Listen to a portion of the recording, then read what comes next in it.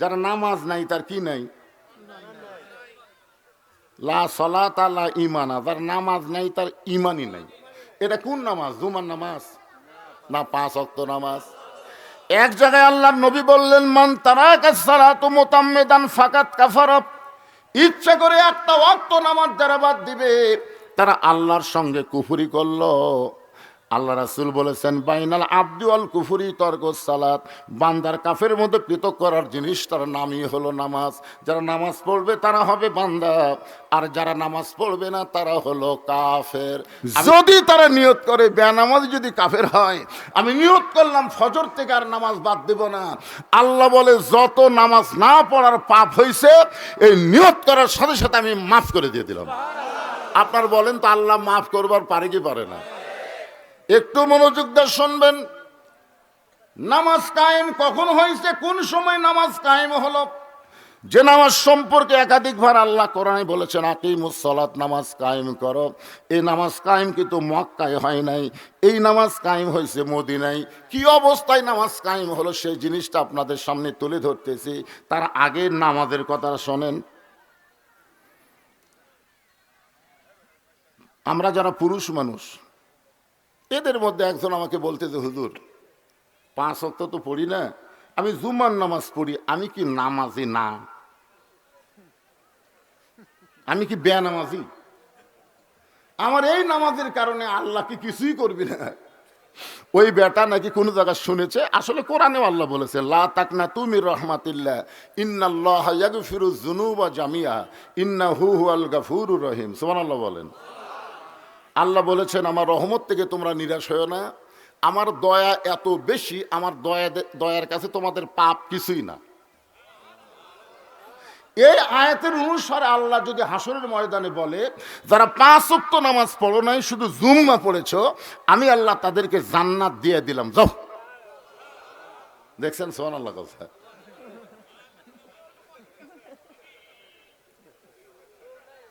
এই কথা শোনার পরে খালি জুম্মার নামাজ যারা পড়েছে 5 ওয়াক্ত পড়েনি, এরা যা খুশি হবি ভাই, খুশি হয়ে মারবে দৌড়, এক দৌড়ে জান্নাতের দরজা যায়, দেখবে বিশাল একটা তালা দেওয়া। আল্লাহ আপনি আমাকে জান্নাত দিলেন, দরজার যে তালা, আল্লাহকে খুঁজে দেখ চাবি তোর কাছে আছে। ওরা তখন পকেট হাতে একটা চাবি পাবে, তালার মধ্যে ঢুকবি কিন্তু ঘুরবি না। জুম্মার নামাজেরা বলবে, আল্লাহ চাবি পাইলাম তালার মধ্যে ঢোকে কিন্তু ঘোরে না কেন? আল্লাহ তখন বলবে, তালার মধ্যে 5টা দাগ আছে, তোদের চাবির মধ্যেও 5টা দাগ থাকা লাগবে, দাগে দাগে মিল হবে, কুট্টুস করে খুলে যাবে।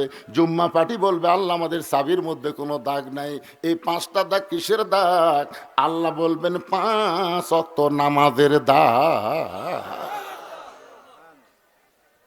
তখন আল্লাহ বলবে, তোরা জান্নাত দেখে ফেরত আয়, কারণ চাবি খোলার মতন দাগই যদি না থাকে তাহলে তালা খুলবি না, তো ফেরত আয়।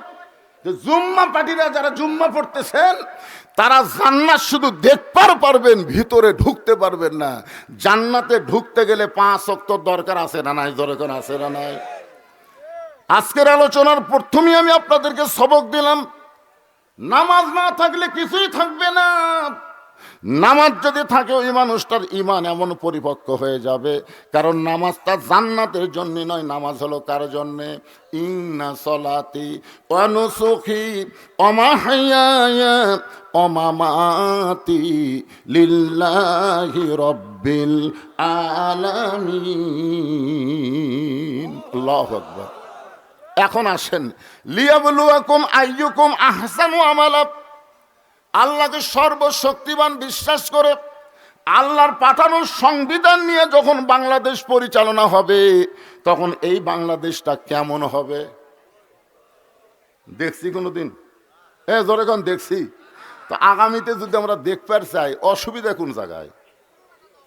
অসুবিধা আছে? তাহলে আমরা সবাই বলবো, সব দেখা হলো শেষ, আগামীতে দেখবো আল্লাহর কোরআনের বাংলাদেশ। এখন আসেন, কোরআনের বাংলাদেশ দেখবেন, এই কোরআনটা আসলে কেমন এইটা আগে দেখা লাগবে, ধরে কোন ঠিক কিনা? আল্লাহর কোরআনটা কেমন বোঝানোর জন্য বলতেছি। এই বাংলাদেশের মতন 96টা দেশের খলিফার নাম হলো হযরত ওমর। এই বাংলাদেশের মতন 96টা দেশ একত্র করলে যত বড় একটা রাষ্ট্র হবে, সেই রাষ্ট্রের খলিফা হলেন হযরত ওমর। আল্লাহর কোরআনকে দেখার জন্যে, যেই কোরআন আপনারা শুনতে আইছেন, আর আমরা কোরআন শুনবো না, শুধু এখন থেকে কোরআন দেখার চেষ্টা করবো। ধরে কোন ঠিক কিনা? হযরত ওমর আল্লাহর কোরআনকে দেখার জন্যে ছদ্মবেশে মদিনার অলি গলি ঘুরতেছে। লিয়াবলুয়াকুম আইয়ুকুম আহসানু আমালা, সবচাইতে সুন্দর আমল দেখার জন্য মদিনার অলিগলি ঘুরতেছে। হঠাৎ হযরত ওমর দেখতে পায় দুই পাহাড়ের মাঝখানে একটা বিস্তীর্ণ মরুভূমি। ওই মরুভূমির মধ্যে একজন রাখাল উট আর দুম্বা চড়ায়। হযরত ওমর আল্লাহর কোরআনকে দেখার জন্য রাখালকে সালাম দিলেন, আসসালামু আলাইকুম রাখাল ভাই, আমার পেটে ক্ষুধা লাগছে, আমি উটের এক পেয়ালা দুধ চাই। রাখাল মুচকি মুচকি হাসে। ওমর ফারুক বলে, রাখাল আমি তোমারে সালাম দিলাম, উটের দুধ চাইলাম, তুমি দুধ দিবা কি দিবে না এই কথা না বলে মুচকি মুচকি হাসো কেন? রাখাল বলে, পথিক, তোমার সালামের উত্তর দিবার পারবো না, উটের দুধও তোমাকে আমি দিতে পারলাম না। ওমর ফারুক বললেন, আমার অপরাধ কি? রাখাল বলতেছে, আগে তোমার পরিচয় দাও। ওমর ফারুক চমকে উঠছে, কে রে? আমি হলাম অর্ধ পৃথিবীর খলিফা, আমি আল্লাহর কোরআন দেখার জন্য ছদ্মবেশ ধারণ করছি, এখন যদি আমার পরিচয় দেই তাহলে গুমর তো ফাঁস হয়ে যাবে। এই কথা যখন ওমর ফারুক চিন্তা করতেছে, এমন সময় আল্লাহর কোরআন ওমরের সামনে এসে বলতেছে, ওমর, রাখাল যখন তোমার পরিচয় চাইছে, তুমি আসল পরিচয় দাও। তোমার আসল পরিচয় তুমি ওমর না, তোমার আসল পরিচয় তুমি অর্ধ পৃথিবীর খলিফা না, তোমার আসল পরিচয় হলো মিল্লাতা আবিকুম ইব্রাহিম হুয়া সাম্মাকুমুল মুসলিমিন। তোমার আসল পরিচয় হলো তোমার জাতির পিতা ইব্রাহিম, যিনি তোমার নাম রেখেছে মুসলমান। তাহলে আমরা এখানে যত মানুষ বসে আছি, আওয়ামী লীগ, বিএনপি, জাতীয় পার্টি, জামাত, তাবলিগ না, এই মুহূর্তে আমাদের পরিচয় হলো আমরা মুসলমান। জোরে বলেন, পরিচয় কি? আরো জোরে, জোরসে বলুন। একেবারে আপনারা বিএনপি, আওয়ামী লীগ করতেছেন, এই মিছিল করার সময় মুখ সবার খুলতেছে না কেন? আমাদের জাতির পিতার নাম কি? যিনি হুয়া সাম্মাকুমুল মুসলিমিন, যিনি আমাদের নাম রাখলো মুসলমান, আর সেই মুসলমান বলতে কার কার আপত্তি আছে? আমি যেই বললাম আমাদের পরিচয় কি, সবাই বলবেন মুসলমান। আমাদের আসল পরিচয় কি?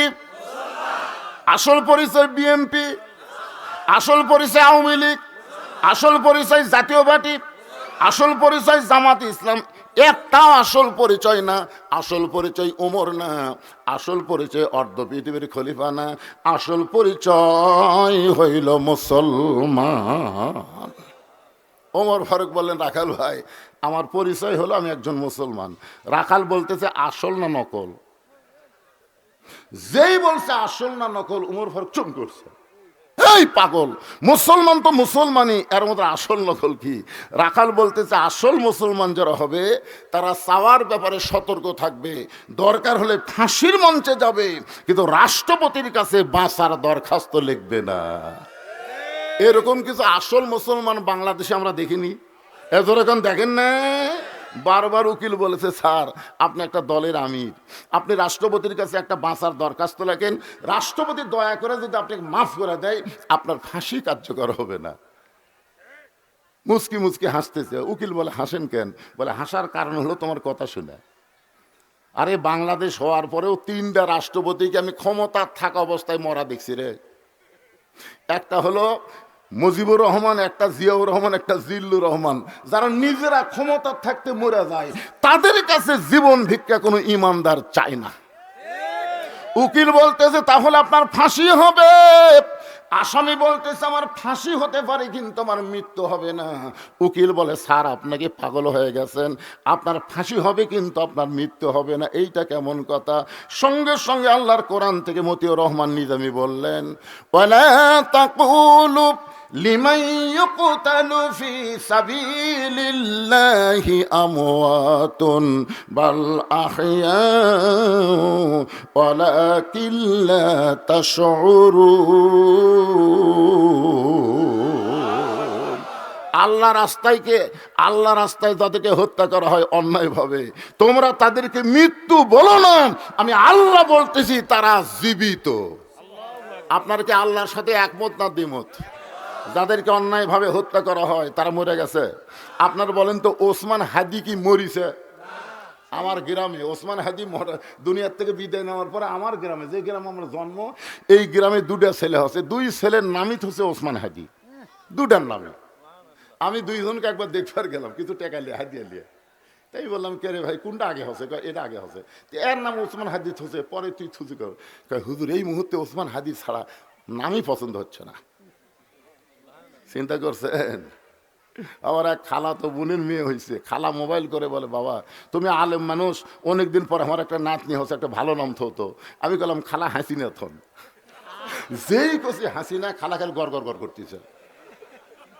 খালা কি হল, তুই একটা আলেম না জালেম রে, তোর কাছে একটা ভালো নাম শুনবার চাইলাম আর তুই খুনি হাসিনার নাম বলিস। দেখবেন হাসিনা বেঁচে আছে, তারপরে তো পচে গেছে, আর ওসমান হাদি বিদায় নিছে, তারপরে প্রত্যেক পাড়ায় পাড়ায় নতুন করে জন্ম নিচ্ছে। ধরে কোন কথা ঠিক কিনা? একটু মনোযোগ দিয়ে শুনবেন। রাখাল বলে, পথিক তুমি যদি আসল মুসলমান হইতা তাহলে তুমি দুধ চাইছো কার কাছে? সঙ্গে সঙ্গে ওমরের চোখ দিয়ে দর দর করে পানি পড়তেছে। ওমর ফারুক বলে, রাখাল ভাই চাওয়ার ব্যাপারে আমি ভুল করেছি। রাখাল বলতেছে, ভুলটা যখন স্বীকার করলা তাহলে আল্লাহ তোমাকে তওবা করার সুযোগ দিয়েছে। সুবহানাল্লাহ কন্যা কেন? আপনারা বলেন তো, ভুল স্বীকার করলে তওবা করার সুযোগ আছে না নাই? আদম আলাইহিস সালাম ভুল স্বীকার করেছে, আল্লাহ তাকে তওবা করার সুযোগ দিছে, কিন্তু শয়তান ভুল স্বীকার করেনি, যার কারণে শয়তানকে আল্লাহ তওবা করার সুযোগ দেয়নি। এতদিন যারা আওয়ামী লীগ করেছেন, এখন যদি তারা বলে যে আমরা ভুল স্বীকার করলাম, হুজুর এই দলের প্রধানমন্ত্রী থেকে মেম্বার পর্যন্ত পড়ে গেছে, এই দল তার আমরা নাই। আমার আপন বড় ভাই ওই দল করতো। 5ই আগস্টের পরে দেখি আমার ভাই আমার মাদ্রাসার মসজিদের মধ্যে ঢুকছে, আমি সিসি ক্যামেরাতে দেখতে পেলাম, কে রে বড় ভাই তো ওই দলের। আমি আস্তে করে নেমে এসে বললাম, ভাই খবর কি? তওবা পড়া। তওবা পড়া, আমি ভুল স্বীকার করলাম, ওই দলতার আমি নাই। তাহলে ভুল স্বীকার করলে তওবা করার সুযোগ আছে না নাই? জোরে কথা বলেন না কেন ভাইজান? ওমর ফারুক বললেন, রাখাল আমি তওবা পড়তেছি। রাখাল বলে, আপনি মূর্খ মানুষ, আপনি তওবা কেমনে পড়বেন? আমি তওবা পড়াই, আপনি আমার সঙ্গে তওবা পড়েন। এবার হযরত উমরকে রাখাল তওবা পড়াচ্ছে। যারা মাগরিব এশার নামাজ না পড়ে ওয়াজ শুনতেছেন, আমরা বড় অপরাধ করেছি, এই কারণে আমরা সকলেই তওবা পড়ব, অসুবিধা আছে? তাহলে আমার সঙ্গে সকলে পড়েন, আস্তাগফিরুল্লাহ ওয়া আতুবু ইলাইহি লা হাওলা। এই ছেলেরা পড়ো, লা হাওলা ওয়ালা কুওয়াতা ইল্লা বিল্লাহিল আলিয়্যিল আযীম। ওমর ফারুক তওবা করার পরে বলতেছে, ও রাখাল ভাই আল্লাহর হস্তে উটের এক পেয়ালা দুধ দাও। রাখাল মুচকি মুচকি হাসে। ওমর ফারুক বলে, আবার হাসো কেন? বলে, তওবা করার পরে তুমি আবার মুনাফিকি করলে। ওমর ফারুক রাস্তাতে গেলে শয়তান কয়দিন যায় না, আর সেই উমরকে রাখাল বলতেছে, তওবা করার পরে তুমি আবার মুনাফিকি করলে। রাখাল বলে, এই উমর ফারুক বলে, এই মিয়া আমার মধ্যে মুনাফিকির কি দেখলে? রাখাল বলতে, অত সিল্লেস কেন? আল্লাহর কোরআন যদি পড়ো তাহলে দেখো আল্লাহ বলেছেন, লিমা তাকুলু মা লা তাফআলুন। কথার সাথে যদি অন্তরের মিল না থাকে, কাজের মিল না থাকে, সে হলো মুনাফিক। তুমি সত্যি করে বলো তো, আমি কি উটের মালিক? আমি যদি উটের মালিক হইতাম তুমি আমাকে রাখাল বলছো কেন? আর যখনই রাখাল বলেছো তখন তোমার মন বলতেছে আমি উটের মালিক না। আর মালিক বাদ দিয়ে কেউ রাখালের কাছে আল্লাহর হস্তে চাইলে রাখাল দিবার পারবে? যার প্রমাণ বহু মাহফিলে বলেছি, আমি নিজেই তার প্রমাণ। দেশ থেকে যেই নামছি, এক লোক চকচকা 100 টাকা হাতের মধ্যে দিয়ে কয়, হুজুর দোয়া করেন। টাকা চকচকা দেখে পকেটে থেকে বললাম, বাবা কি দোয়া? বলে, হুজুর আমার বইয়ের পেটে বাচ্চা আছে তো, আল্লাহ যেন পুত্র দেয়। এই কথা শোনার পরে পকেট থেকে 200 বের করে দিলাম। বলে, হুজুর আমি তো টাকা চাইনি, দোয়া। আমি বললাম, পাগলা, আমি 3 মেয়ের বাপ, আমার দোয়া দিয়ে যদি পুত্র সন্তান হতো তাহলে আল্লাহ আমাকে একটা আগে দিত। তো আমার দোয়া দিয়ে যদি আমার বইয়ের সন্তান পুত্র না হয়, তোর বইয়ের হবি? তখন বলে, হুজুর আপনি টাকা আপনি নেন, আমাকে দেন। ওরে যেই টাকা দিছি মারতেছি, দৌড়ে কোথায় যাবি? বলে, ওই হুজুরের কাছে যাব, যেই হুজুরের বেটা চাওয়াল আছে। আমি কইলাম, পাগল, কোনো হুজুর না, কোনো পীর না, কোনো বাবা না। পাবার যদি চাও তাহলে মালিকের কাছে চাও। দেওয়ার মালিককে। রাখাল বলে পথিক, সত্যি যদি আল্লাহর রাস্তে উঠে এক পেয়ালা দুধ চাও তাহলে এখান থেকে মালিকের বাড়ি হলো 10 মাইল দূরে। ওই মালিকের বাড়ির দরজাত গিয়ে বলো, মালিক তোমার রাখাল উঁট আর দুম্বা চড়াই, তুমি মালিক যদি হুকুম দাও তাহলে রাখাল আল্লাহর রাস্তে উঠে এক পেয়ালা দুধ দিবে। ওমর ফারুক বলতেছে, রাখাল ভাই এত কষ্ট করে মালিকের বাড়ি যাওয়ার দরকার নাই, বরং তোমাকে 2টা টাকা দিলাম, এই 2টা টাকার বিনিময়ে তুমি উঠে এক পেয়ালা দুধ দাও। রাখাল বলে, ফতিক রে তুমি কি হযরত ওমরকে চেনো? সুবহানাল্লাহ খান। রাখাল হযরত ওমরকে বলতেছে, পথিক তুমি কি হযরত ওমরকে চেনো? যদি হযরত ওমরকে চিন্তা তাহলে এরকম বেসাইদা প্রস্তাব তুমি দিবার পারতা না। ওমরের গুপ্ত বাহিনী যদি দূর থেকে দেখ পারবাই, তুমি আমাকে 2 টাকা ঘুষ দিছ আর মালিক বাদ দিয়ে তোমাকে ওটের এক পেলা দুধ দিলাম, তাহলে তোমাকেও ধরবে আমাকেও ধরবে। এ বুড়া বয়সে কি তুমি ধরা পড়বার চাও? ওমর ফারুক বলেন, রাখাল ভাই তাহলে চলো পাহাড়ের গুহার মধ্যে যাই, ওই গুহার মধ্যে গিয়ে তোমাকে গোপনে 2 টাকা দিব, তুমি গোপনে ওটের এক পেয়ালা দুধ দিবা, তাহলে উমরের গুপ্ত বাহিনীও দেখতে পাবে না, তোমার মালিকও জানতে পারবে না। রাখাল চিল্লায় বলে, তুমি ভণ্ড, তুমি ভণ্ড, তুমি ভণ্ড। ওমর ফারুক বলে, রাখাল আমার মধ্যে ভণ্ডামির কি দেখলা? রাখাল বলে, পথিক যখন দুনিয়ার কেউ দেখতে পায় না, উমরের গুপ্ত বাহিনীও জানতে পারে না, তখন রাখালের আল্লাহ দেখতে পায়। ওমর ফারুক এক দৌড় পাহাড়ের পাদদেশে গিয়ে 2 রাকাত নামাজ পড়ে বলতেছে, আল্লাহ তোমার কোরআন এত সুন্দর, তোমার কোরআন যখন দুনিয়াতে চালু থাকে তখন একজন মুমিন মাত্রই বিশ্বাস করবে, কেউ না দেখলো আল্লাহ দেখতেছে। জোরে কোন কথা ঠিক কি না? পুলিশ লাগে না, র্যাব লাগে না ভাই, কেউ না দেখে কে দেখে? আল্লাহ তোমার কোরআন এত সুন্দর, আমি এতক্ষণ পর্যন্ত রাখাল দেখি নাই, আল্লাহ রাখালের মধ্যে তোমার কোটা কোরআন দেখতে পাই। এই বলে হযরত ওমর শুকরিয়া তান যখন আল্লাহর কাছে কাঁদতেছে। কার কাছে? এটা কিসের কান্না?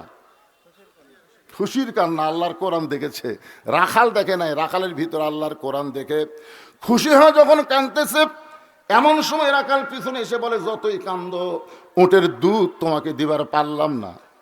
ওমর ফারুক বলে, রাখাল ভাই উটের দুধের কোনো দরকার নাই, আমি শুধু তোমার কাছে জানতে চাই, না দেখা আল্লাহকে কলিজার মধ্যে জায়গা দিয়ে আল্লাহর কোরআন অনুযায়ী চলতেছো, এর বিনিময়ে তোমার চাহিদা কি? আপনারা বলেন তো, আল্লামা সাইদি হুজুর 50 বছর কোরআনের হক তাফসির করলো, 13 বছর অন্যায়ভাবে তাকে জেলখানায় বন্দি করলো, এরপরে জেলখানা থেকে হাসপাতাল নিয়ে গিয়ে তাকে হত্যা করলো। আল্লামা সাইদি হুজুরের চাহিদা কি? কথা কয় না। একটা চাহিদা, আপনাদের একটা চাহিদা আছে না নাই? আর আপনাদের বাড়ি ঘর আছে না নাই? আপনাদের ল্যাপ তোষক আছে না নাই? তাহলে শীতের মধ্যে ল্যাপ তোষক বাদ দেন, বাড়ি ঘর বাদ দেন, এই খেরের মধ্যে বসে কোরআনের সূরা মুলকের তাফসীর শুনতেছেন, আপনাদের চাহিদা কি? ওমর ফারুক রাখালকে বলতেছে, রাখাল তুমি না তাকে আল্লাহকে কলিজার মধ্যে জায়গা দিয়ে আল্লাহর কোরআন অনুযায়ী চলতেছো, তোমার চাহিদা কি? তোমার তো ভালো চাকরি না, তোমার তো ভালো বাড়িও নাই, তোমার তো ভালো খাওয়া দাওয়া হয় না, এরপরও আল্লাহর কোরআন অনুযায়ী চলতেছ, তোমার চাহিদা কি? সঙ্গে সঙ্গে রাখাল বলে, পথিক আমার চাহিদার কথা যখন শুনতে চাও, আমার চাহিদা হলো, সকলে আমার সঙ্গে পড়েন, রব্বানা আতিনা ফিদ দুনিয়া হাসানাতাও ওয়া ফিল আখিরাতি হাসানা ওয়া কিনা আযাবান নার।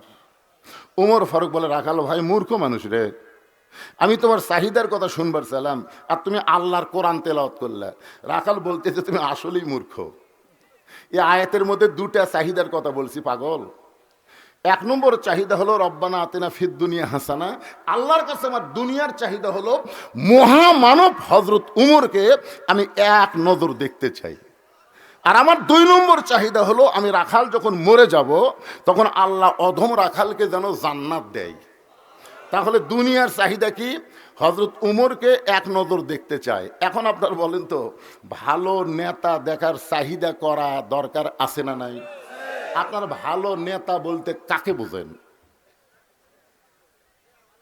যেই নেতারা দুনিয়ার আইন দিয়ে রাষ্ট্র চালাবে, সেই নেতা দেখবেন যে যেই নেতারা আল্লাহর কোরআন দেয় রাষ্ট্র চালানোর কমিটেড, আপনারা কোন নেতারা দেখবেন?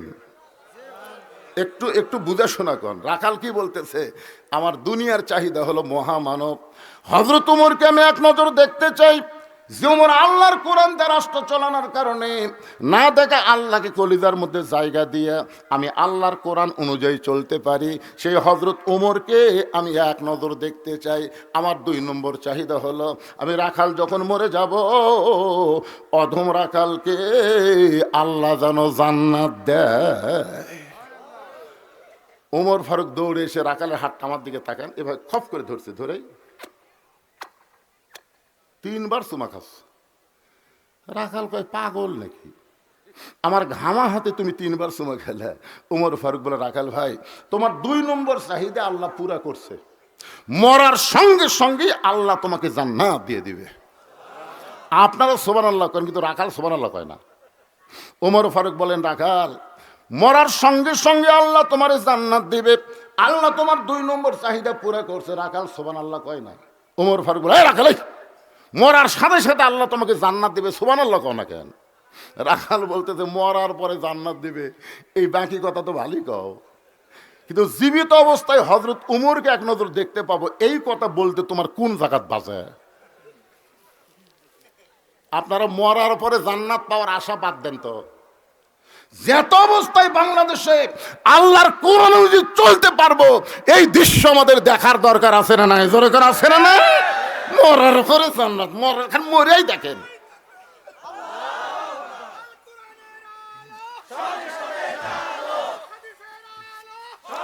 লিল্লাহে তাকবীর।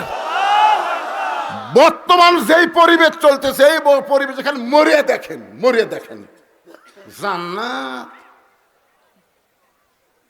রাখাল বলতেছে মরার পরে জান্নাত পাবো, এই বাকি কথা ভালোই বলতেছো, কিন্তু হযরত ওমরকে এক নজর দেখতে পাবো, এই কথা বলতে তোমার কোন জায়গাত বাজে? ওমরের চোখটা দর দর করে পানি পড়তেছে।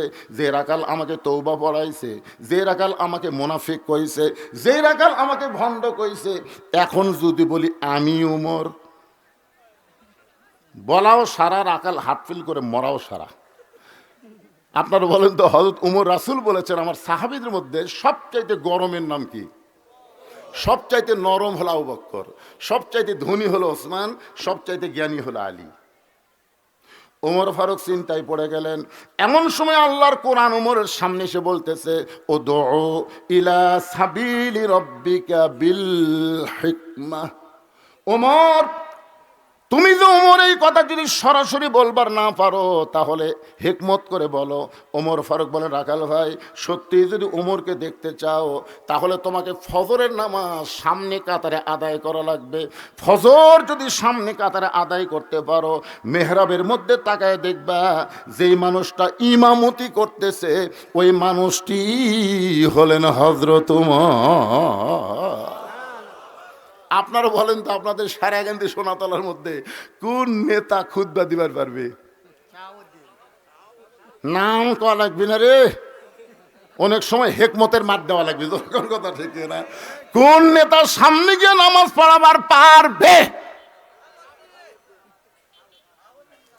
কি বলতেছে রাখাল? সত্যি যদি ওমরকে দেখবার চাও, তাহলে ফজরের নামাজ সামনে কাতার গিয়ে পড়বে, মেহরাবের দিকে লক্ষ্য করে দেখবা যেই মানুষটা ইমামতি করতেছে, ওই মানুষটি হলো হযরত ওমর। তার মানে বোঝা গেল আল্লাহর কোরআন যখন বাংলাদেশ চলবে, তিনি নেতা হওয়ার পারবেন না, যিনি ইমামতি করতে পারবেন তাকেই নেতৃত্ব দেওয়া হবে।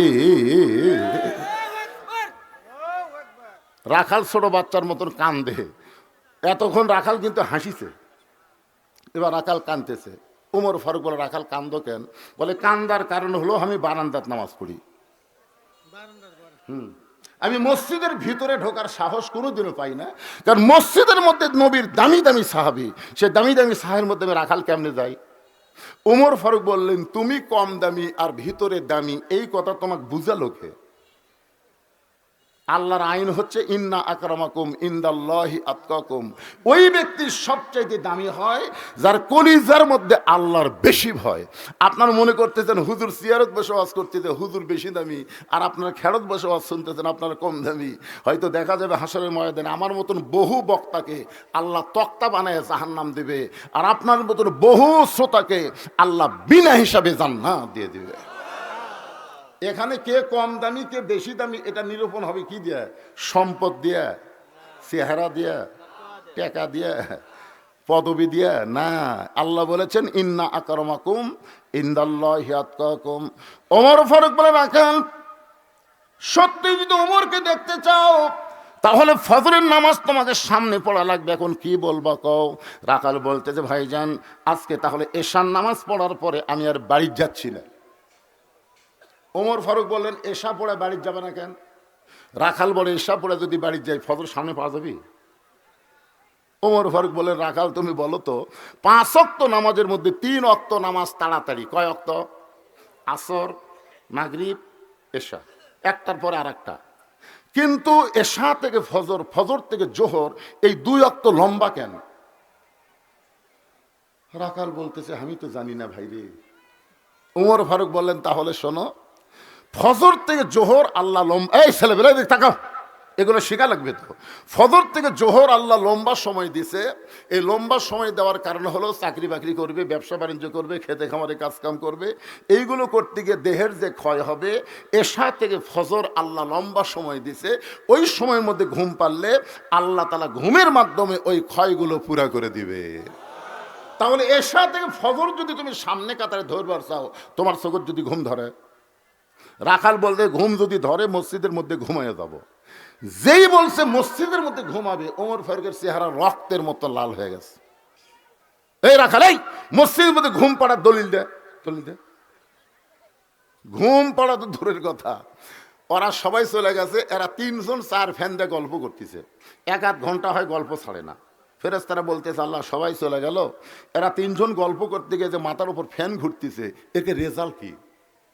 আল্লাহ বলতেছে গল্প করতে গিয়ে মাথার উপর যে ফ্যান ঘুরিছে, এই কারেন্টের বিল এই 3 জন আলাদাভাবে না দেওয়া পর্যন্ত জান্নাত যাওয়ার পারবে না। কারণ মসজিদ আর বাপের ঘর না, ইচ্ছা মতো ফ্যান ঘুরাবে। কথা কন না কেন? কথা কন না কেন?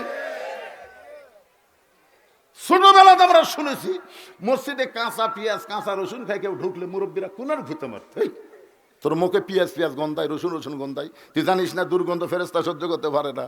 আর এখন সেই মসজিদের মধ্যে পেঁয়াজ কাটা মুড়ি মাখতেছে। কি মসজিদ তোর বাপের রান্নাঘর? কথা কন না কেন? মসজিদের গুরুত্ব আছে না? দরকার আছে না? আমরা একটু মসজিদের মধ্যে হক কথা বলতি, 2-1 জন হুজুর কি মসজিদের মধ্যে কোরআনের হক কথা বললে তোমরা আবল তাবল বলো, যেইগুলো মসজিদে করা যাবে না সেইগুলা করতেছে। কথা কন না কেন ভাইজান? ওমর ফারুক বললেন রাখাল আজানের গুরুত্ব দিও। 5 ওয়াক্ত নামাজের মধ্যে সবচাইতে গুরুত্বপূর্ণ নামাজের আজান হলো ফজরের আজান। জোরে বলেন কোন আজান? আচ্ছা যুবকেরা, ফজরের আজানে কিন্তু একই শব্দ 2 বার বেশি কয়, যেটা অন্য আজানে কয় না। সেই শব্দ কি বাবা? তোমরা শুনবার পাও? এই আসসালাতু খায়রুম মিনান নাম শোনার পরে যাই ঘুম পাড়ে তার খবর কি? একটু মনোযোগ দিয়ে শোনো। আগে আসলে 3.5 হাত, বুঝলেন? যে আজান শুরু হয়ে গেছে ওই 2.5 হাত ল্যাপ আসিল, মাথার উপর তুলে দিয়েছে, পাও বার হচ্ছে, পাওটানে বুকের মধ্যে হচ্ছে। বেড়া থেকে মনে করবেন চাউলের বস্তা ঢাকা আছে, আগা নাই পাও নাই, গেল গুটিরা। আস্তে আস্তে ভিতরে ঢুকে ল্যাপ টানতে দেখেন ল্যাপের ভিতরে ওর সাইজ আর সকালবেলা সাইড টিপে কুত্তের সাইজ একই সাইজ। আমি যে বলবো ফজর নামাজ বাদ দিয়ে ঘুম পাড়ে যারা, আপনার সকলে বলবেন কুত্তার আমল করে তারা। ফজরের নামাজ বাদ দিয়ে ঘুম পাড়ে যারা, এবার এই মুরব্বী কে উঠলো রে, কি একটা ডিস্টার্ব রে বা না, সমস্যা তো হবেই। এরকম মুরব্বী মানুষ আপনারা মাঝখানে বলছেন কেন? আজকে আমি কোনো বুড়া মানুষকে ওয়াজ শোনার জন্যে আমি কাহালুর থেকে এখানে আসিনি তো। কারণ বুড়া মানুষ রিটায়ার হয়ে গেছে। রিটায়ার বোঝেন?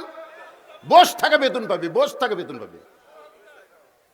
কারণ আল্লাহর সামনে যখন আমি দাঁড়াবো, আমার কথা বলতেছি, আল্লাহ আমাকে কি বলবে? এ বলবে তোর শৈশবকালের তোর বুড়াকালের কোনো হিসাব আমি চাই না রে, খালি যৌবনের হিসাব দেয় জান্নাত যা। আমার যৌবনের খবর কি আমি জানি না? বুড়াকালের হিসাব আল্লাহ নিবি, কারণ চামড়া ঢিল, আল্লাহর সাথে দিছে মিল। আরে যখন যৌবন বয়স, নামাজের বয়স, তখন মসজিদে যায়নি, বুড়া বয়সে আল্লাহর ভয়ে সিয়াল লেগেছে। শালা ঠিক মতো খাড়া হওয়ার পারে না, রুকু সেজদা করার পারে না, সিয়াল নিয়ে যে আমাকে 27 গুণ সওয়াব নষ্ট করছে। কারণ জামাতে নামাজ পড়লে কয় গুণ, কথা কন না কেন, কয় গুণ? তো জামাতে নামাজ পড়বে গেলে কাতার কি হেঁকা বেঁকা হলেও চলবে? পায়ের গোড়ালির সঙ্গে গোড়ালি মিল করা লাগবে। যেই বেটা সিয়ারত বচ্চার গোড়া খুঁটি, তাহলে ওরই কারণে আমাকে গোটা কাতারে সব মিস হয়ে গেল। আপনি যদি 27 গুণ সব চান, আজকে ওয়াদা করেন আপনার কাতারে কোনো সিয়ার থাকবে না। জোরে কোন কথা ঠিক না? আপনার কাতারে যদি 27 গুণ সব চান, সিয়ার থোয়া যাবে না। আস্তে করে সিয়ার দ্বিতীয় কাতার দেন। আমি বাঁচলে পাবেন না। দ্বিতীয় কাতার লোক যদি কয় আমরাও 27 গুণ চাই, তৃতীয় কাতার দেন। তৃতীয় কাতার লোক যদি কয় আমরাও 27 গুণ চাই, চতুর্থ কাতার দেন। চতুর্থ কাতার লোক যদি কয় আমরাও 27 গুণ চাই, একটা চেয়ারও মসজিদের মধ্যে থাকবি না, সব এতিমের মতন বারান্দাত বসে থাকবে। জোরে ঘর কথা ঠিক কথা। আপনাদের মাঝখানে মুরব্বীরা যদি পেশাব ঘন ঘন লাগে, এই মুহূর্তে যে দামি ওয়াজ আসতেছে, লিয়াবলুয়াকুম আইয়ুকুম আহসানু আমালা, এখন ওটা বাসা চলবে? এক টানা কথাগুলো মনোযোগ দিয়ে শুনবেন। ওমর ফারুক বললেন, রাখাল আজানের গুরুত্ব দিও। 5 ওয়াক্ত নামাজের মধ্যে সবচাইতে গুরুত্বপূর্ণ আজান হলো ফজরের আজান। জোরে বলেন, কিসের আজান? এতদিন রাখাল নামাজ পড়েছে কোন জায়গায়? আপনারা একটু জোরে সরে বলেন কোন জায়গায়? আজকে নামাজ পড়বে কোন জায়গায়? সামনে কাতারে শুধুমাত্র হযরত ওমরকে এক নজর দেখার আশায় রাখাল বারান্দাত গিয়ে মসজিদের দরজা পর্যন্ত গিয়ে বলতেছে, ও বারান্দা, মনে কষ্ট নিস না, খালি আজকের দিন। কারণ বারান্দাত নামাজ পড়ার মজাই আলাদা, বুঝলেন? শেষে এসে আগে যাওয়া যায়। এই জন্য অনেক মুসল্লি ইচ্ছা করেও কিন্তু ভিতরে ঢোকে না। রাখাল মসজিদের মধ্যে ঢুকতেছে। আপনারা বলেন তো, আল্লাহর ঘরে ঢুকতে গেলে কোন দল হয়ে ঢুকবেন? এ জোরে বলেন, কোন দল? আওয়ামী লীগ বামপন্থী দল, আওয়ামী লীগ বামপন্থী, কিন্তু মসজিদ ঢোকার সময় ডানপন্থী। জোরে কোন, কোনপন্থী? বিএনপি যদি কয় আমরা মানুষের সংবিধান মানবো, তাহলে বুঝবেন এরাও বামপন্থী। কিন্তু আল্লাহর ঘরে ঢুকতে গেলে কোন পাও? তার মনে বোঝা গেল আল্লাহর ঘরে ঢুকতে গেলে বামপন্থী চলবে না, ডানপন্থী হয়ে ডান পায়ে ঢোকা লাগবে। জোরে কোন ঠিক কিনা? জবান খুলে একটা দোয়া পড়া লাগে। আপনারা কি দোয়াটা জানেন? আল্লাহুম্মা আফতাহ লি আবওয়াব রহমাতিক। এই দোয়াটা পড়ে রাখাল ডান পায়ে মসজিদের মধ্যে ঢুকে যখন সামনে কাতারে যাবার চায়, প্রত্যেকটা সাহাবী নড়ে সরে রাখালকে সামনে যাওয়ার রাস্তা করে দেয়। রাখাল মাথাতে হাত দেখে, আল্লাহ রে, এই বারান্দার থেকে এতদিন কি ভাবলাম, বারান্দার থেকে মনে করছিলাম ভিতরে দামি দামি, কিন্তু আজকে ভিতরে ঢুকে দেখতেছি এরাও যা, আমিও তাই। এটা ভিতরে না ঢুকলে বোঝা যাবে না ভাইজান। এসপি সাহেব সামনে কাতারে, আর একটা মুসল্লি হলে কাতার পুরা হবে, কিন্তু একটা মুসল্লি নাই। এসপি দরজার দিকে তাকা তাকে, চৌকিদার খাড়া আছে। এসপি ডাকতে চাই, চৌকিদার বলে, না স্যার, আপনি এসপি, আমি চৌকিদার। এসপি বলতেছে, ওটা বেড়ার কথা পাগলা, আমি এসপি, তুই চৌকিদার, ওটা হলো বেড়ার কথা, ভেতরের কথা তুইও যা, আমিও তাই, আয়। এরপরে যখন চৌকিদার সাহস পায় না, এসপি কাতার ছাড়ে দেয়, চৌকিদার হাত ধরে বলতে, ডাকি যাস না কেন, ভিতরে নিয়ে যায়, বলে দাঁড়া। যে বলছে দাঁড়া, চৌকিদার এসপির 3 হাত পিছনে দাঁড়াইছে। এসপি বলতেছে, আমার পায়ের গোড়ালির সঙ্গে গোড়ালি মিল করে দাঁড়া। চৌকিদার বলে, স্যার আপনি এসপি, আমি চৌকিদার। এসপি বলতেছে, বাহিরের কথা, ভিতরে আমরা 2 ভাই, কাদের সঙ্গে কাঁধ মিলাই আমরা কাতার সোজা করতে চাই। নিজের চোখে আমার দেখা 5 স্টেশন বাজারের মসজিদে, ডান পাশে আওয়ামী লীগ, বাম পাশে বিএনপি, মাঝখানে জামাত। হুজুর আসেনি, এখন আওয়ামী লীগে ঠেলা মারতেছে জামাত, আর একটু সামনে যা ভাই, কারণ তোর পাশে আমরা নামাজ পড়বো, তো একটু সামনে যা। তখন বলতেছে, ভাই আপনি যান। না ভাই, আমি দাঁড়াবার পারি ভাই রে, কিন্তু সামনে যাবার পারি না। কেরে বিএনপি বড় দল, তোর খবর কি? আমরা আকামত পর্যন্ত পারি ভাই। তখন বলতে, তো পাগলা, আমি কিন্তু যুদ্ধ অপরাধী। আরে পাগলা, বাইরের কথা। ভিতরে আমরা তিন ভাই একসঙ্গে জামাত। জোরে কন কি? আরো জোরে, জোরসে বলুন। এই জামাতের সাথে ইসলাম করলে কি হয়? আয় আয়। জামাত পর্যন্ত সবাই কয়, কিন্তু ইসলাম তো করবার চায় না। একটু মনোযোগ দিয়ে শুনবেন, ভিতরের শান্তি বাহিরে বোঝা যায় না। এই জন্য আল্লাহ বলেছেন উদখুলু ফিস-সিলমি কাফা, পুরাপুরি ভাবে ল্যাপের মধ্যে ঢুকলে শীত লাগবে না, পুরাপুরি মশারের মধ্যে ঢুকলে মশা লাগবে না। পুরাপুরি যদি ইসলামের মধ্যে আমরা ঢুকতে পারি, তাহলে কোনো শয়তান আমাদের ধোঁকা দিবার পারবি? একটু জোরে বলেন। রাখাল যাইতে যাইতে সামনে কাতারে, মেহরাব বরাবর সামনে কাতারে রাখাল দাঁড়ায় ফজরের 2 রাকাত সুন্নত নামাজ আদায় করেছে। আপনারা বলেন তো, 12 রাকাত সুন্নতের মধ্যে 17 রাকাত হলো ফরজ নামাজ, 17 রাকাত কি নামাজ? আর সুন্নত হলো 12 রাকাত। জোহরের সুন্নত হলো 6 রাকাত, আগে 4 পরে 2, মাগরিবের পরে হলো 2 রাকাত, এশার পরে হলো 2 রাকাত, আর ফজরের আগে হলো 2 রাকাত।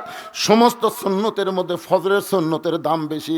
রাসূল বলেছেন আসমান জমিন বিক্রি করে দিলেও ফজরের 2 রাকাত সুন্নতের সমান হবে না।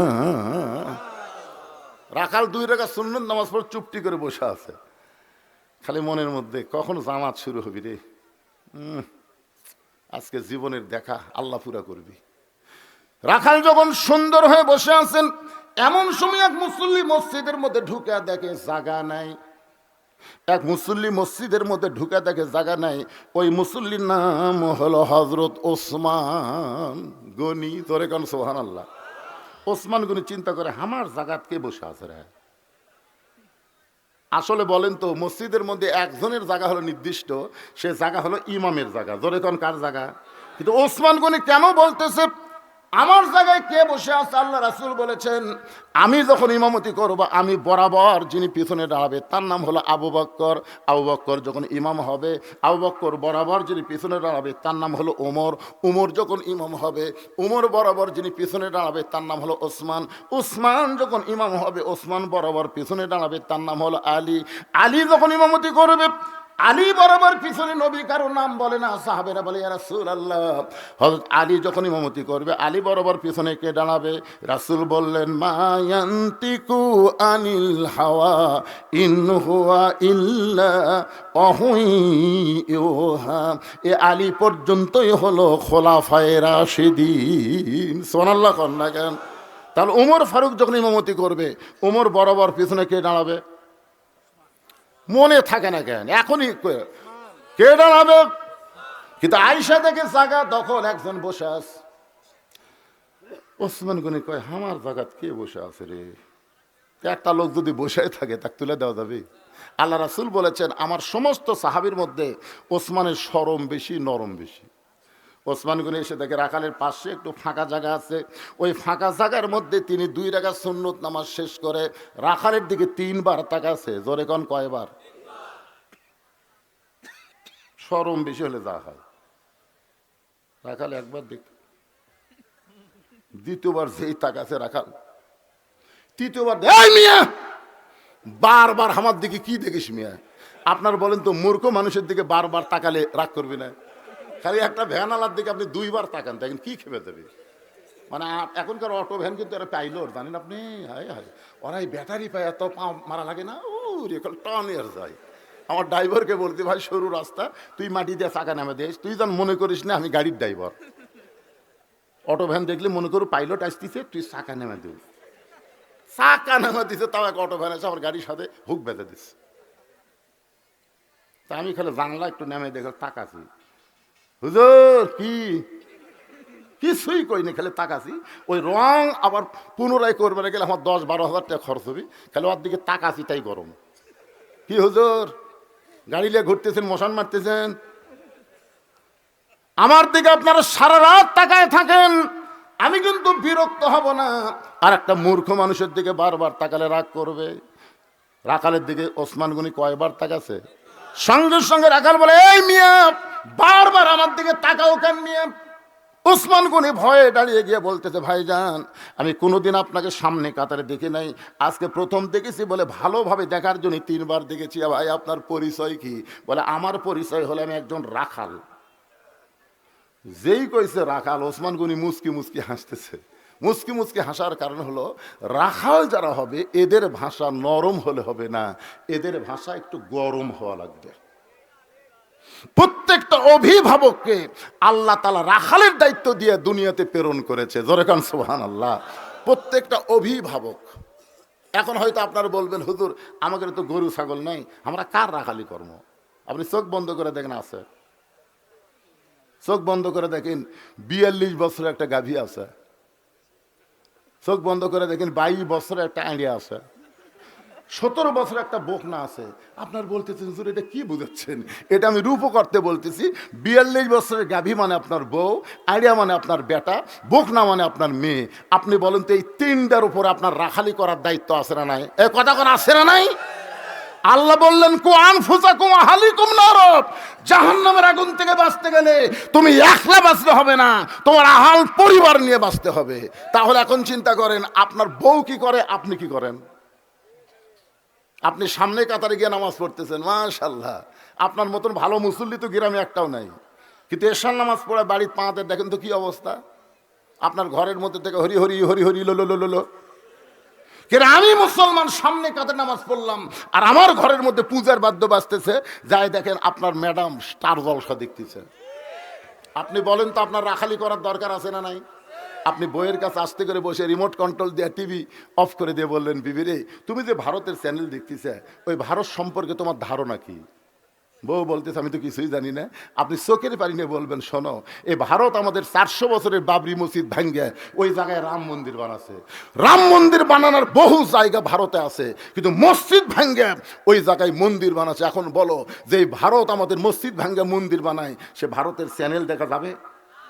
বউ বলতেছে এই কথা তোমার আগে বলেননি। আজকে শোনার পরে আমি কান ধরে তওবা করলাম, বউ যেই ভারতের মালওয়ানের বাচ্চারা আমাদের মসজিদ ভাঙ্গা মন্দির বানায়, এই ভারতের কোনো চ্যানেল আর কোনো দিন দেখব?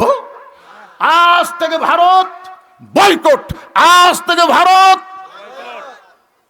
আচ্ছা আপনার বউ যে মাথার চুল বেচা খায়, কথা কন না কেন? এই মরদ কথা কন না কেন? আপনার বউ যে মাথার চুল বেচা খায়, আপনার রাখালি করার দরকার আছে না নাই? দরকার আছে না নাই? আপনি সত্যি করে বলেন তো, আপনি বেঁচে থাকা অবস্থায় আপনার বউ যদি মরে যায় আপনি কয় কাপড় দিবেন? 5টা কোন জায়গাত বানবেন? 3 কাপড় পুরুষ মানুষের মতনই পরান লাগে, আর 2টা কাপড় 2 জায়গাত মেয়েদের বেশি দেওয়া লাগে। একটা হলো সিনা বাঁধ, একটা হলো মাথা বাঁধ। এখন আপনারা বলেন আপনার বউ যদি জীবিত অবস্থায় মাথার চুল বেচা খায়, মরার পর ওই মাথা বাঁধা কোনো কাম হবে? তাহলে আপনার কি রাখালি করা লাগবে? আপনাদের এলাকার বুঝি মেয়েরা মাথার চুল বেচে না? এই নিয়ে আবার বেশি কয় 12,000। একদিন পর্যন্ত শুনলাম 10,000, ই আবার কয় 12,000।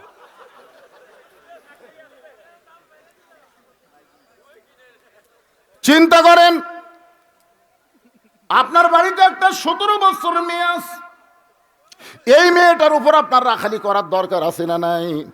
আল্লাহ নবী ফাতেমার ঘরের মধ্যে ঢিকা দেখেন, ফাতেমা তখন 9 বছরের মেয়ে। ধরে কোন কয় বছর? 9 বছরের মেয়ে, হাতের মধ্যে চুরি দিয়ে মুস্কি মুস্কি হাসতেছে। 9 বছরের একটা ছোট্ট মেয়ে হাতের মধ্যে চুরি দিয়ে মুস্কি মুস্কি হাসে। আল্লাহ নবী আর ঘরের মধ্যে ঢুকলেন না, নবী বাহিরে আসলেন। ফাতেমা চমকে গেল, যে বাবা ঘরের মধ্যে ঢুকে আমাকে মা মা বলে আদর করে, আর সেই বাবা ঘরে না ঢুকে কি করে? বারান্দায় গিয়ে দেখে নবীর 2 চোখ দিয়ে দর দর করে পানি পড়তেছে। ফাতেমা হাঁটু গেড়ে বসে বাবার সামনে বললেন, বাবা আপনি এইভাবে কেন কাঁদতেছেন? রাসূল বলে, ফাতেমা যে দুনিয়াতে সাজবে মা, আল্লাহ তার আখিরাতের সাজ কমায়া দিবে। শুধু এতটুকু কথা বলার সঙ্গে সঙ্গে ফাতেমা হাতের দূরে চুরি খুলে মাটির ফাইলা দেয়। নবী দৌড়ে গিয়ে চুরি 2টা করে যখন পকেটের মধ্যে ঢুকায়, ফাতেমা বলে, বাবা যেই চুরি হাতে দেওয়ার কারণে আপনি ঘরে ঢুকলেন না, আপনি বারান্দায় কাঁদতেছিলেন, সেই চুরি ফাইলা দিলাম, আপনি পকেটের মধ্যে কেন ঢুকালেন? রাসূল বলে, ফাতেমা রে আয় আয়, তুই আমার কাছে আয়। 9 বছরের মেয়ে কাতে নিয়ে আল্লাহ নবী হাতে একটা চুমু দিয়ে বললেন, ফাতেমা একদিন তোর নাকে নাক ফুল পরায় দিব, একদিন তোর কানে কানের দুল পরায় পরায় দিব, একদিন তোর গলাত মালা পরায় দিব। ফাতেমা বললেন কবে কবে? আল্লাহ নবী বললেন যেদিন তোমার বিবাহ হবে। ও ফাতেমা, মেয়েরা কেবলমাত্র এক ব্যক্তির জন্য সাজতে পারবে, সেই ব্যক্তি হলো তার স্বামী। আপনি কোনোদিন আপনার মেয়েকে বুঝাইছেন? আপনার মেয়ে যে হাইল পরে কিলকিল করে গোটা পাড়া ঘুরতেছে, আর এই গ্রামের যুবকেরা খালি মিস কল মারতেছে। এই কথা কোন, এই যুবকের কথা হও না কেন? প্রত্যেকটা বাবা বিয়ে দেওয়ার আগ পর্যন্ত তার নিজের মেয়েদের উপর রাখালি করার দরকার আছে না নাই? আপনার 22 বছরের ছেলে, 22 বছর ছেলে কি করতেছে? আপনি তো একলা একলা ফজরের নামাজ সামনে কাতারে পড়তেছেন, ব্যাটার খবর কি? ব্যাটার খবর কি? আপনি নামাজ পড়েন এই ঠান্ডার মধ্যে অজু করে, আপনি বাপ নামাজ পড়েন আর বেটা ল্যাবের মধ্যে ঘুম পাড়ে। আপনি মনে করছেন যে আমি বাবা জান্নাতে যাবো, এত সহজ না। বেটাকে সঙ্গে করে নামাজে নিয়ে যাওয়া লাগবে, 7 বছর থেকে নামাজের তালিম দেওয়া লাগবে, 10 বছর থেকে মারিয়া পিঠে মসজিদে নিয়ে যাওয়া লাগবে। হুকুম কার? আরো জোরে বলেন। আপনার ছেলের ওপর রাখালি করছেন? আজকে যদি আপনার ছেলের ওপর রাখালি করতেন, ওসমান গনি মুচকি মুচকি হাসতেছে, কিছুক্ষণ পরে বসে বলতেছে ভাইজান কোনোদিন আপনাকে সামনে কাতারে দেখে নাই, আজকে দেখতেছি প্রথম সামনে কাতারে, আপনার নিয়ত কি? রাখাল বলতেছে আমি বারান্দায় নামাজ পড়ি। আমি বারান্দায় নামাজ পড়ে আজকে সামনে কাতারে আসার কারণ হলো শুধুমাত্র এক নজর দেখার জন্যে। আমার সারা জীবনের সাধনা আমি একটা নজর দেখতে চাই। আজকে দেখা হলে আমি কষ্ট করে এই জায়গাটা আর কোনোদিনও আসবো না ভাই। ওসমান গনি বলতেছে ভাইজান আজকে আপনার দেখা হবি, তার গ্যারান্টি কি? রাখাল বলতেছে গ্যারান্টি মানে? আমার চোখ ভালো তো। ওসমান গনি বলতেছে ভাইজান আমি কয়েক বছর হলে সামনে কাতার নামাজ পড়ি, এখন পর্যন্ত আমার ভাগ্যে দেখা হয়নি। ওসমান গনি যাকে দেখার জন্য সামনে কাতার নামাজ পড়ে তিনি হলেন নামাজের মালিক আল্লাহ, জোরে খান সুবহানাল্লাহ। আর রাখাল যাকে দেখার জন্য সামনে কাতারে আইছে তিনি কে? উমর না, তিনি হলেন আল্লাহ ওয়ালা। তিনি কি? আল্লাহর সাথে যার সম্পর্ক তিনি তো আল্লাহওয়ালা, বাগুনওয়ালা, তরকারিওয়ালা, কাপড়ওয়ালা, মাছওয়ালা, আল্লাহওয়ালা। রাখাল বলতেছে এত বছর হলে সামনে কাতারে নামাজ পড়ে এখন পর্যন্ত তোমার দেখা হলো না, আমার দিকে একবার তাকাও তো। ওসমান গনি যে রাখালের দিকে তাকাইছে, রাখাল লোক লে চোখের কাছে যায়, তো তোমার চোখ তো ঠিকই আছে, এত বছর হলে পড়তেছে এখন পর্যন্ত দেখবার পাওনি, তাহলে এক কাম করো। ওসমান গনি বলে কি কাম ভাই? বলে আমার হাত ধরো, আমার হাত ধরো, আমি নিজেও দেখবো তোমাকেও দেখাইয়া দিব। যে রাখাল বলেছে আমার হাত ধরো, আমি নিজেও দেখবো তোমাকেও দেখায় দেবো। এমন সময় আল্লাহর কোরআন ওসমান গনির সামনে এসে বলতেছে ইয়া আইয়ুহাল্লাযীনা আমানুত্তাকুল্লাহা ওয়া কুনু মা'আস সাদিকিন। আয়াতের বাংলা অর্থ হলো তোমরা ইমানদারের আল্লাহর ভয় যদি কলিজার মধ্যে রাখতে চাও তাহলে সত্যবাদীদের তোমরা সাথী হও। আপনার বলেন সত্যবাদী কারা? আল্লাহর কোরআনের কথা বলে যারা, কোরআন অনুযায়ী চলবার চাই যারা, তারাই সত্যবাদী। বাপ দাদার কিচ্ছা কাহিনী করলে ওরা সত্যবাদী? কথা কন না কেন ভাইজান? এই কোরআন শরীফ তেলাওয়াত করার পরে হাফেজ বাচ্চারা কি শেষে কি বলে? সাদাকাল্লাহুল আলিয়ুল আযীম। তার মানে কি আল্লাহর কথার উপরে কোনো সত্য কথা আছে? ওসমান গনির সামনে আল্লাহর কোরআন বলতেছে জীবনে তোমার নিজের যোগ্যতায় আল্লাহরে দেখতে পাও নাই, আজকে এমন একজন আল্লাহওয়ালা পাইছো যে নিজেও দেখবে এবং তোমাকেও দেখায় দেবে। ওসমান গনি মহব্বত করে লোকটার ডান হাত ধরলেন, ধরে কান সুবহানাল্লাহ। আর বারবারে বলতেছেন আল্লাহ নিজের যোগ্যতাই তোমাকে পাইনি দেখতে, আজকে এমন একজন আল্লাহওয়ালা পাইছি আল্লাহ যে নিজেও দেখবে এবং আমাকেও দেখায় দেবে। এখন বলেন তো যে ওসমান গনি রাখালের হাতটা ধরে বসে আছে সেই ওসমান গনিটা কে? সে ওসমান গনির সম্পর্কে আল্লাহ নবী বলেন একদিন নবী ওসমানকে বললেন, ওসমান, আল্লাহ তোমাকে কত সম্পদ দিছে, তোমার কি তার হিসাব আছে? ওসমান গনি বলে, ইয়া রাসূলুল্লাহ, যেদিন থেকে সামর্থ্যবানের উপরে যাকাত ফরজ হয়ে গেছে সেদিন থেকে তো সম্পদের হিসাব রাখাই লাগবে। রাসূল বললেন, তাহলে তোমার হিসাবের নমুনাটা কি? ওসমান গনি বলতেছে, ইয়া রাসূলুল্লাহ, আল্লাহ আমাকে যত সম্পদ দিছে, এই সম্পদগুলো যদি আমি গুদামের মধ্যে রাখি, ওই গুদামে তালা দিয়ে ওই গুদামের চাবি টানতে একটা উট হিমশিম খায়। সুবহানাল্লাহ বললেন না? বুঝবার পারেননি? আল্লাহ আমাকে যত সম্পদ দিছে, এই সম্পদ গুদামে রেখে ওই গুদামে তালা দিয়া ওই তালার চাবি টানতে একটা উট হিমশিম খায়। নবী বলেন, ওসমান, আল্লাহ যদি তোমার সমস্ত সম্পদ ফেরত চায়, তুমি কি আল্লাহ দিবা? যেই বলছে ওসমান, আল্লাহ যদি সমস্ত সম্পদ ফেরত চাই, তুমি কি আল্লাহ দিবা? বলা মাত্রই ওসমান গনি মারছে দৌড়। যেই দৌড় মারছে, সাহাবেরা বলে, ইয়া রাসূলুল্লাহ, ওসমান গনি কেন দৌড় মারলেন? রাসূল বললেন, আজগুবি কোনো কথা বলো না, দেখা যাক ওসমান কি করে। কিছুক্ষণ পরে সমস্ত সাহাবী নবী তাকায় দেখে ওসমান গনি চাবি বহনকারী উটটাকে ধরে ধরে নবীর কাছে নিয়ে এসে বললেন, ইয়া রাসূলুল্লাহ, গুদামে যত মাল আছে, গুদাম সহ, তালা সহ এবং তালার চাবি বহনকারী উটটাও পর্যন্ত আমি আল্লাহকে দিয়া দিলাম। নবী বলে, ওসমান, সবই যদি আল্লাহকে দিলে, তোমার সঙ্গে কি রাখলে? তোমার জন্য কি রাখলো? ওসমান গনি বলে, ইয়া রাসূলুল্লাহ, ঈমান গ্রহণ করার পরে আমার ঈমান আমাকে বলেছে আল্লাহ নবী থাকলে আর তার কোনো কিছু দরকার নাই। ভাইজান, সে ওসমান গনি রাখালের হাতটা ধরে বসে আছে, মনে আছে না ভুলে গেছেন? কিছুক্ষণ পরে যখন জামাতের সময় হলো, জামাতের যখন সময় হয়েছে, এমন সময় মুয়াজ্জিন আকামাত শুরু করেছে। যে আকামাত শুরু করেছেন, রাখাল ওসমান গনি দুইজন দাঁড়াইছে। ওসমান গনি রাখালের হাতটা ধরে আছে দেখার জন্য। রাখাল নিজেও দেখবে এবং তাকেও দেখায় দিবে। কিন্তু যে আকামাত শুরু হয়ে গেছে, এমন সময় হযরত ওমর মেহরাবের মধ্যে ঢুকতেছে। এখন হয়তো আপনারা বলবেন, হুজুর, উমর কোন দিক দিয়ে মেহরাবে ঢুকলো? আল্লাহর কোরআন যখন চালু হবে, তখন প্রত্যেকটা ইমাম মানে নেতা দরজা দিয়ে ঢোকার কোনো সুযোগ নাই। ওই যে মেহরাব আছে, মেহরাব থেকে ছোট্ট একটা দরজা থাকবে, ওই দরজা দিয়ে ইমাম মেহরাবের মধ্যে ঢুকবে।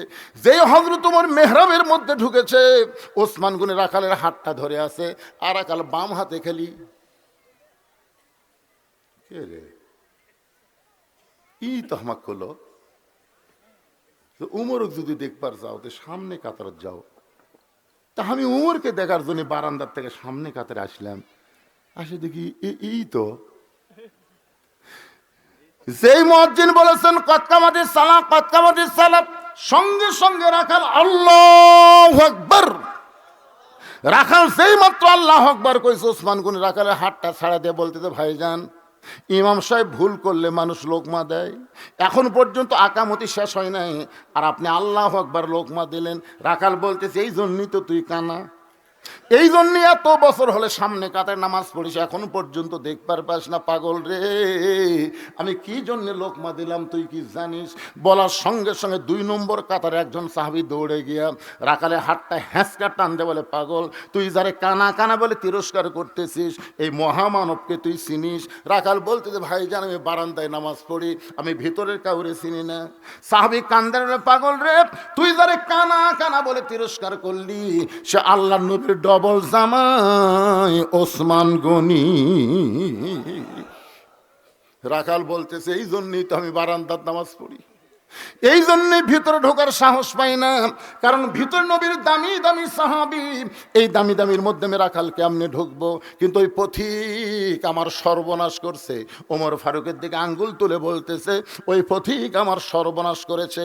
ওই পথিক আমারে কইছে, ওমরকে যদি দেখবার চাও, তাহলে সামনে কাতারে নামাজ পড়বে, মেহরাবের দিকে তাকায় দেখবা, যেই মানুষটা ইমামতি করবে সেই মানুষটি হযরত ওমর।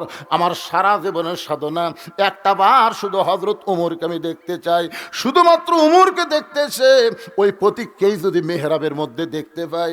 এখন তোমরাই বলো তো, আমার লোকমা দেওয়া ছাড়া তো উপায় নাই, আমি আল্লাহ আকবার লোকমা দিয়া ওই প্রতীককে মেহরাব থেকে সরাই দিব, ওই জায়গায় হযরত উমরকে আমি এক নজর দেখতে চাই। সঙ্গে সঙ্গে হাজার হাজার মুসল্লি কান্না শুরু করেছে। রাকাল চিল্লায় বলে, আল্লাহ, বারান্দায় নামাজ পড়া ভালো, এই ভিতরে কেন কান্দাকান্দি শুরু হয়ে গেল? সাহাবী বলে, ওসমান গনি বলতেছে, ভাইজান, ভিতরে কান্দাকান্দি শুরু হওয়ার কারণ হলো তুমি যারে পথিক পথিক বলতেছো তিনি হলেন হযরত ওমর। গাছের গোড়া কাটলে গাছটা যেমন পড়ে যায়, রাখাল মেহরাবের মধ্যে পড়ে গিয়া কাটা মুরগির মতন ছটফট করে বলতেছে, আমির আল মুমিনিন, আমি আপনাকে তওবা পড়াইছি, আমি আপনারে মুনাফিক কইছি, আমি আপনারে ভণ্ড কইছি, এত কথা বলেছি গো আমির অধম রাখালকে, আপনি কিছুই বলেন নাই। সঙ্গে সঙ্গে সমস্ত সাহাবীরা চিল্লায় বলে, কে রে, কারে তওবা পড়াইছে, কারে মুনাফিক কইছে, কারে ভণ্ড কইছে, কে রে, কোন দিক দিয়ে মসজিদের মধ্যে ঢুকলো? সমস্ত সাহাবেরা যখন চিল্লা চিল্লি শুরু করেছে, এমন সময় হযরত ওমর আল্লাহর কোরআন থেকে তেলাওয়াত করতেছেন, আতিউল্লাহ ওয়া আতিউর রাসূল ওয়া উলিল আমরি মিনকুম। আল্লাহর আনুগত্য যদি করো, নবীকে যদি অনুসরণ করো, আমি যে তোমাদের আমির, আমাকে যদি তোমরা মানো, তাহলে আল্লাহর হস্তে সবাই একটু জবান বন্ধ করো।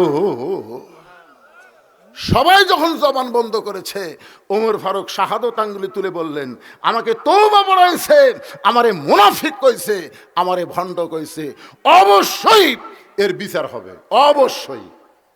আর এই বিচার কোনো মানুষের আদালতে হবে না, এই বিচার হবে আল্লাহর কোরআন দিয়া। তোমরা কারা কারা